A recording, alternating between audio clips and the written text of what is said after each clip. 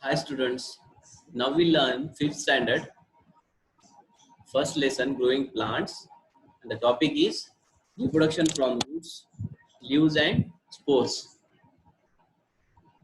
The answer key of previous session, define vegetative reproduction. This process of reproduction by which a plant reproduces from its body parts other than seed, means apart from the seeds, the new plants can be produced from the plant's body parts like root and stem. So it is called vegetative reproduction. Okay.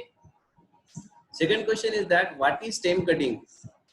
The answer is a piece of stem carrying buds from the mother plant is cut and planted into the soil.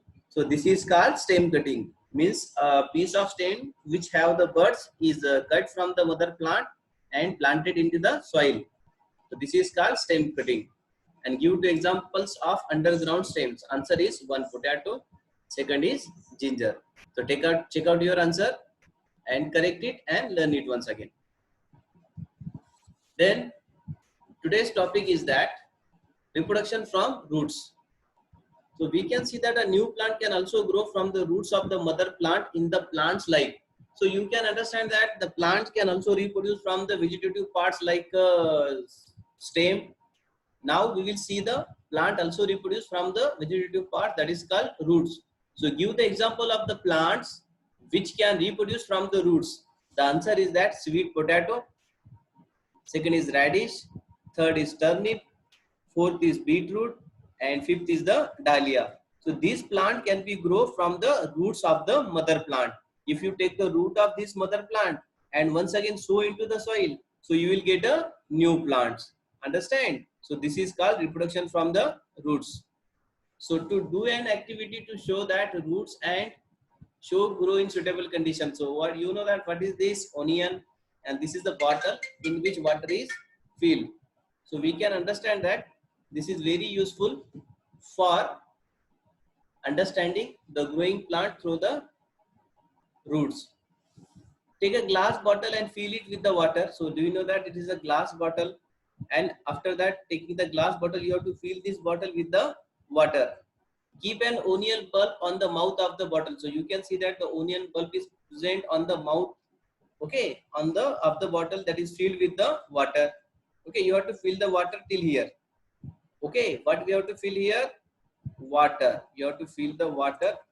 So water is filled here, water, and till the mouth, till up to here, we have to fill the water. And the bottom part of the onion bulb must touch the water inside the bottle. So this is the bottom part of the onion that must be touched to the water. Keep the bottle near the window so that it gets the plenty of air and sunlight. So where you have to place the bottle? Place this bottle near the window where the onion gets sunlight. Observe the changes in the regularly up to how many days? 10 to 12 days. You have to keep this onion filled with the water near the sunlight, near the window where the sunlight can be reached. And after 10 to 12 days later, what will you observe that? What is your conclusion? After few days, you will see the roots growing from the part of the onion bulb. So you can see that from the bottom of that onion, what is growing? What is growing from the bottom? So these are the roots. What is growing? Roots. So roots are growing there. What is growing there? Roots. Okay. So it is clear from the bottom of the onion what is growing? Roots. And from the part of the onion bulb that touches the water, while shoot growing toward from the part that above the bottle. And you can see here that root are growing toward the water and the shoot. What is in the shoot? Shoot is called stem. So this shoot is growing toward the sunlight or above the water, upper surface. So it is the plumule from which stem or shoot grow, and it is the radicle from which the root grow. So root always grow towards the water. Understand? What is the direction of growing of the root? The direction of growing of root is always toward the water, and direction of the growing the stem is opposite to the direction of the water, that is to the sunlight. Understand? So in this way we can understand that the water is needed to the plant to grow, and at the same time sunlight is necessary, and root grow in the search of water, and stem that grow in the search of sunlight. Understand? So do this activity. Everybody do this activity carefully and observe your record in the notebook. Okay, it's a very important to learn self. Okay, do it at home. The next topic is that reproduction from the leaves and spores. So this is our new topic is that, so we know that there are some leaves. So from that leaves, a new plant can be produced. Okay, leaves of certain plant produce a buds along the margin. So you can see that this is a leaves, so which has the buds, and from that this small buds. You can see that bud 1, 2, 3, 4, 5, 6. So there are so many buds, and from each bud a new plant can be developed. So the reproduction of new plant from the leaves, so it is called reproduction from the leaves.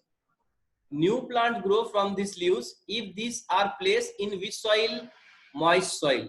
Understand? If the leaves are placed in the moist soil, that can be grow into a new plant. So give the example of plant that can be grow from the leaves. The answer is that bryophyllum. Remember the name of bryophyllum. Bryophyllum plant grow through the leaves. So some plants have special structure called spores, which give rise to a new plant. You can see that this is the fern, and fern has a spores. So these spores means reproductive cell.